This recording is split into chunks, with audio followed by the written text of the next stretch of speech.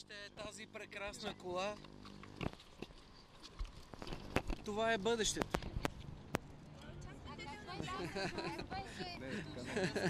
Искам, нека просто само наистина се подредете. Има място.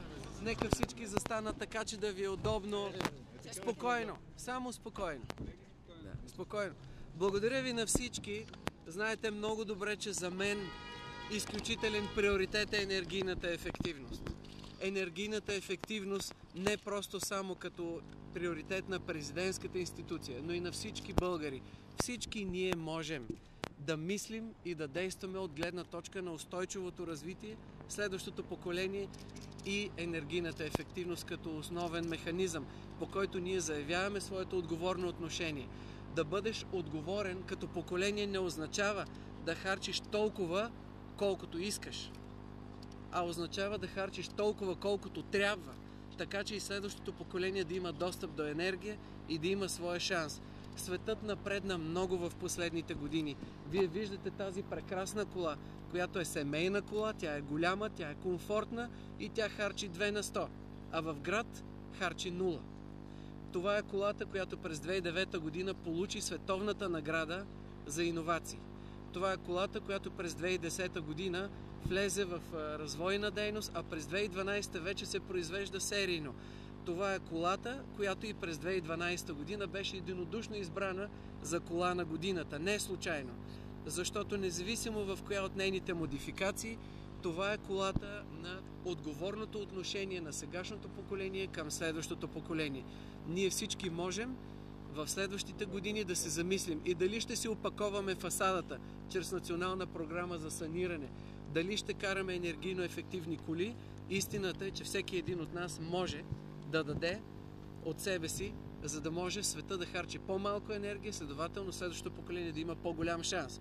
Иначе да ви разкажа за тази кола, аз съм човек, който е добър шофьор, който обича карането на коли, имам стаж буквално на тираджи и когато живях в Германия, съм карал около 150 000 км на година, имам милион километри зад гърба си и искам да ви кажа категорично, че да се кара тази кола е истинско удоволствие, както и сигурно много други електрически коли, които ще се появят на пазара. Тя е абсолютно безшумна, с нея можете да се движите до 600 км, може да я паркирате в офиса си, тя се зарежда за 4 часа, но може и вкъщи да я сложите в гаража, също ще се зареди за 4 часа. Харчи 2 на 100 и между другото просто я закачате за електрическата мрежа 220 волта, просто като я включите в контакта. Това е бъдещето, то е вече до нас и ние трябва да се опитаме наистина да адресираме тази тема. Не можем просто само да се оправдаваме. Не можем, не знаем, нямаме пари. Разбира се, тази кола към момента не е ефтина, но технологиите напредват. Иновациите ни позволяват, след като измислим един продукт, след това да го вкараме в реално производство, а след това да стане и масов продукт. Аз съм убеден, че 10% от колите през 2020 година ще бъдат ето такива. Хибридни, електрически коли, които харчат по-малко от 3 на 100.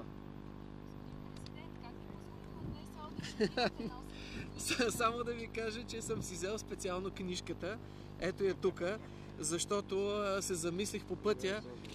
Между другото и се върнах дори, защото тръгнах надолу по коридора. Много щастлив, че ще карам тази прекрасна кола на бъдещето. Сетих се, че няма книжка, върнах си, дисциплиниран шофьор съм. Дори си казах, че ако ме спрат някъде катаджиите тук из уличките, със сигурност ще бъда доказателството за това, че в България правата се спазват, включително от президентите. Движението как беше? Прекрасна кола, не чувате нищо, не усещате когато двигателя е запален, просто натискате едно копче. Нарочно отворих прозореца, за да чувам някакъв шум, защото вътре в колата е абсолютно безшумно и нямате усещането, че изобщо има двигател. Изключително комфортна, семейна кола, широка, удобна и като капак на всичко, разбира се, ефтина като експлоатация и безшумна. Аз съм убеден, че бъдещето е на тези коли, които адресират темата с енергийната ефективност и отговорното отношение на поколението към вече ограничения енергиен ресурс на планетата.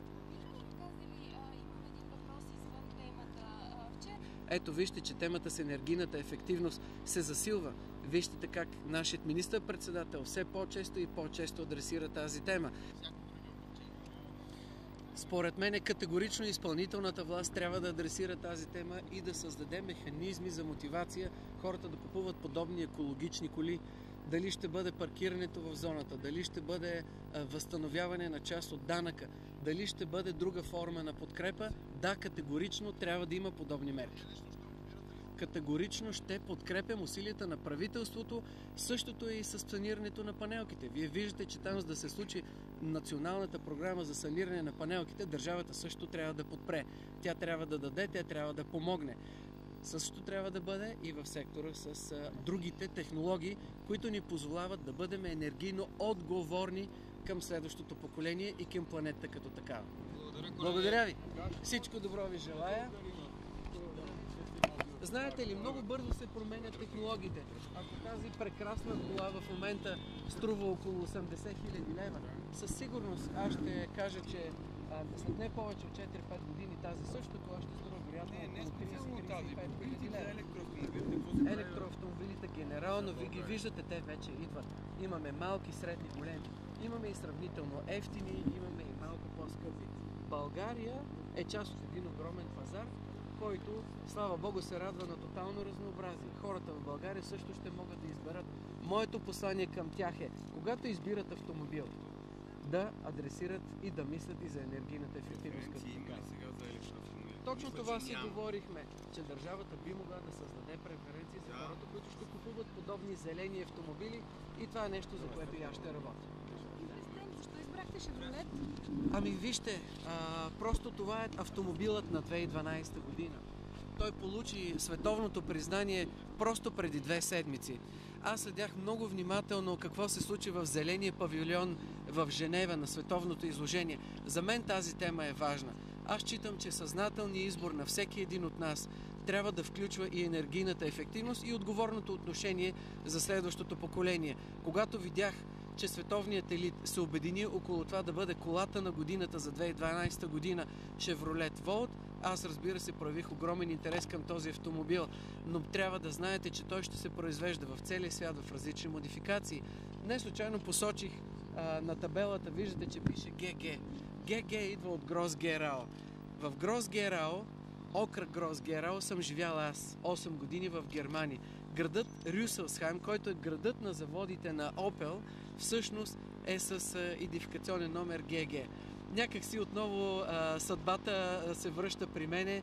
Аз живях в града на Opel и, разбира се, имам шанса сега и да карам един автомобил като Chevrolet Volt, който знаете, че в Европа ще се произвежда като Opel Ampera. Това е абсолютно един и същи автомобил. Хубавото на този автомобил е, че той ще се произвежда в целия свят и той ще бъде един и същ, независимо дали го купувате като Chevrolet или като Opel или като Vauxhall в Англия. И това е един и същи автомобил. Светът наистина и световният елит задава посоката. Това е автомобила на 2012 година, това е автомобила, който заслужи честа и се пребори с всички останали, и забележете, не само защото е зелен и защото е енергийно ефективен, но той има 150 конски сили, той се ускорява за по-малко от 10 секунди до 100 км, той може да се придвижи до 600 км. Разликата е, че когато се приберете вкъщи, просто го вкарвате в контакта, за разлика от много други автомобили, които трябва да акостират в някоя бензиностанция. Това не е крайният, най-добрият. Със сигурност ще се появят още много други варианти, но това е тренд. Трендът, че света се е събудил и знае, че енергийната ефективност е навсякъде около нас и ние трябва да правим енергийно ефективни сгради, но и енергийно ефективни автомобили. Това е тренд и аз искам да съм част от него. Господин президент, вие лично ще карате ли такъв автомобил, за да дадете пример на останалите? Искам да ви кажа, че първият автомобил, на който ще се кача някой ден, като престана да бъда президент, ще бъде ето такъв подобен, зелен, енергийно ефективен, устойчив от гледна точка на енергийно потребление автомобил. За мен това е важно. И със сигурност хората биха могли да направят своя съзнателен избор. Ако не сега, в следващите 10 години, бъдете сигурни, че след 10 години поне 10% от автомобилите, които ще се движат по света, но и в България, ще бъдат ето такива автомобили.